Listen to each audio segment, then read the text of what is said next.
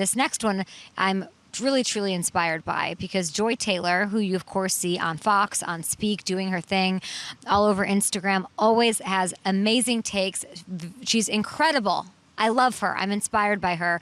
And she's always been really candid about domestic violence, how it's affected her personally, how she can pay it forward, tools, resources, and she has the Joy Taylor Foundation. I was really excited and honored to talk to her about her very important work with Kay Katcha. Take a look.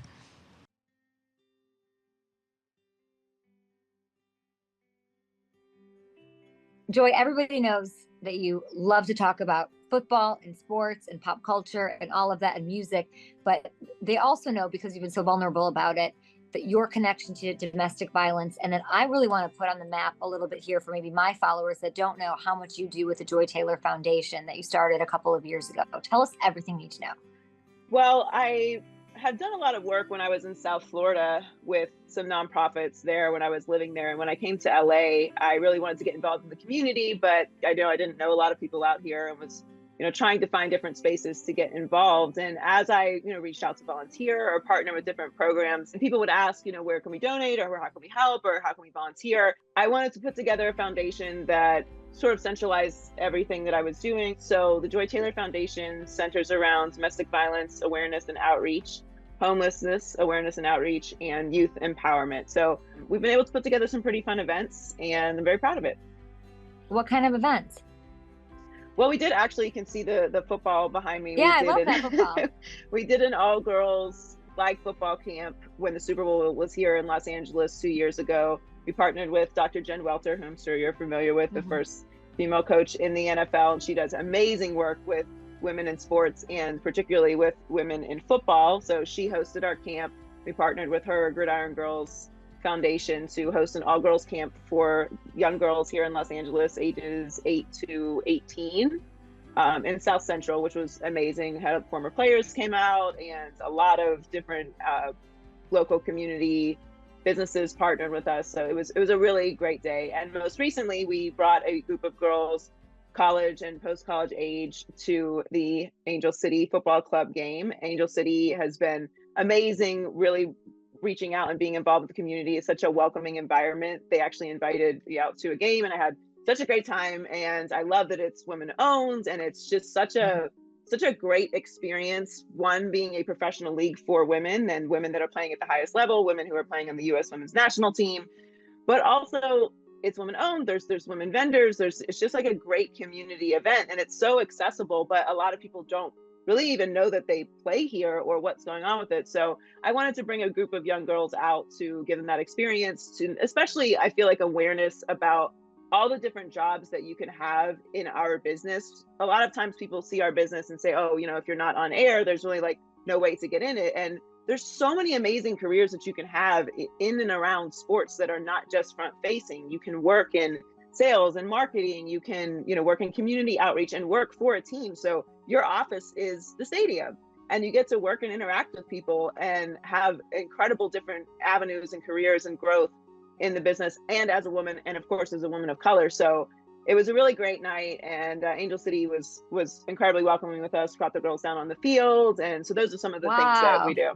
I mean, that's a lot. You're super involved. It's incredible. Can you tell us about the Beauty to the Streets connection? So Beauty to the Streets is a community homeless outreach program. Shirley started it. Shirley is amazing. If you don't follow her on social media, she's an incredible follow. She works down on Skid Row, and now in many other communities around the country, but giving out food, toiletries, tents, blankets, toys, haircuts, of course, and makeup, which was how she started, because she is a makeup artist. And I'm sure you've seen some viral videos on social media of just the transformation that people can have when they get something as simple as a haircut. I worked with her for several years now, started volunteering, but now, working with her to help, support the program and bring awareness to what she's doing in the community of Los Angeles, which is incredible. But the domestic violence part of the Joy Taylor Foundation, and just part of who you are, what would be your first sort of step or first advice that you'd give to somebody who thinks that they might be in a relationship that is a little bit above toxic, that they need to get out of?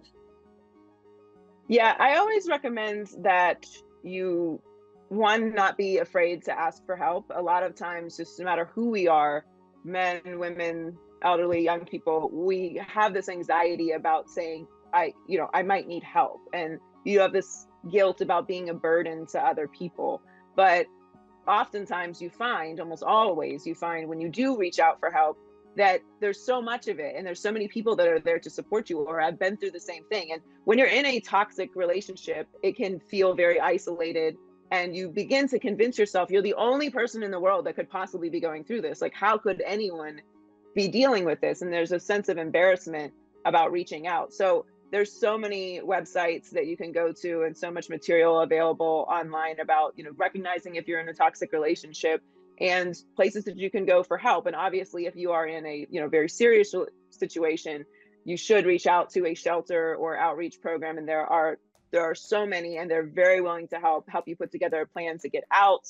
Because if you've been in an abusive relationship, you often know that part of the abuse is they cut you off from resources and make you feel like you have no option, which is the furthest thing from the truth. You're changing people's lives, Joy. You are saving people's lives with the Joy Taylor Foundation. How can people help? So you can go to the joytaylorfoundation.com. All of our information with the programs that we partner with, including the domestic violence outreach, is available on the website as well. And there's links to donate to the foundation. All of the donations go directly to any of the programs that we partner with. There's lots of ways to get involved. We'll be doing some holiday events coming up very soon. A lot of people on my staff who would love to volunteer. So please and we're in LA, so please let me know how I can help. But we are donating $1,000 to the Joy Taylor Foundation today to support you. And you are such an inspiration. It's so much bigger than all of that. So thank you for everything you do. And thanks for taking the time to hang with us today.